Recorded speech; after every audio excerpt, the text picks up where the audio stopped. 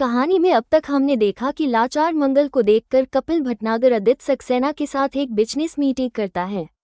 कपिल कहता है कि वो आदित्य के बिजनेस में इन्वेस्ट करने के लिए तैयार है, लेकिन एक शर्त के साथ आदित्य कभी भी मंगल को उसके बच्चों से मिलने से नहीं रोकेगा। वो उसे 15 मिनट का समय देता है इस ऑफर को स्वीकार या अस्वीकार करने के लिए। आदित्य ठीक 15 मिनट होने से 10 सेकंड पहले कपिल को कॉल करता है और कहता है, सर, मुझे आपकी डील मंजूर है। इसके बाद आदित्य मंगल को लेकर अपने घर पहुंचता है। वहीं दूसरी ओर सौम्या के हाथों उसका नया मंगलसूत्र टूट जाता है। कुसुम इसे अपशगुन मानती है और कहती है कि ये आदित्य और सौम्या के रिश्ते के लिए अच्छा संकेत नहीं है।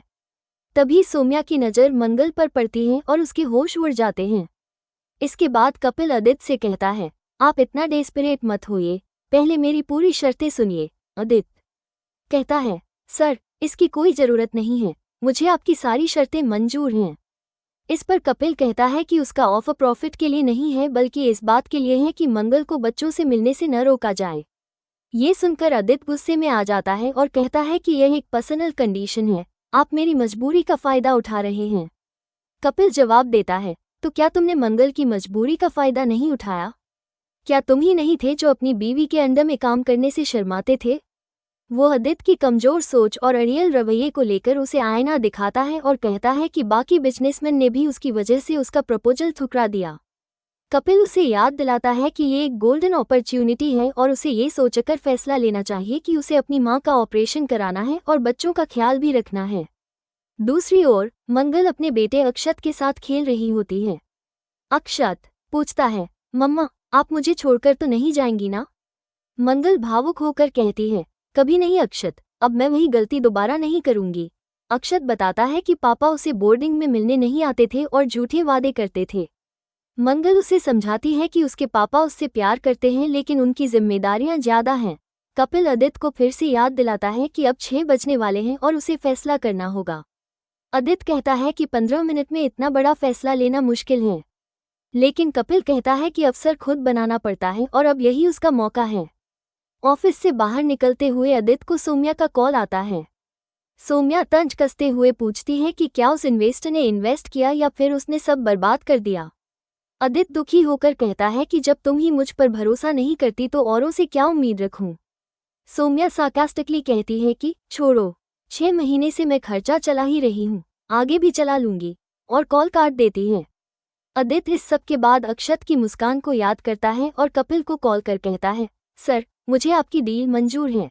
कपिल कहता है, तो फिर आप कल से मंगल जी के अंडर में काम करेंगे, कोई दिक्कत तो नहीं? आदित्य थोड़ी देर चौंकता है, लेकिन मजबूरी में हामी भर देता है। वहीं सौम्या अपने दोस्त से फोन पर बात करते हुए बताती है कि उसने अक्षय तृतीया पर नया सोने का मंगलसूत्र लिया है। तभी कुसुम उसकी बातें सुन लेती है। सौम्या कहती है कि पुराने मंगलसूत्र को 1 साल हो गया था, इसीलिए नया लिया है। लेकिन जैसे ही वो मंगलसूत्र पहनने जाती है, वो टूट जाता है। कुसुम इसे अपशगुन मानती है और चेतावनी देती है कि यह संकेत है कि उसके और आदित्य के रिश्ते में दरार आ सकती है। इस पर सौम्या ताना मारती है और कुसुम के मरे हुए पति को लेकर बुरा बोल देती है। इसके बाद आदित्य अक्षत से कहता है कि वो जब चाहे अपनी मम्मी से मिल सकता है। ये सुनकर मंगल चौंक जाती है और सोचती है कि आदित्य इतनी जल्दी कैसे बदल गया। अक्षत कहता है कि मम्मा, हमारे साथ घर चलो।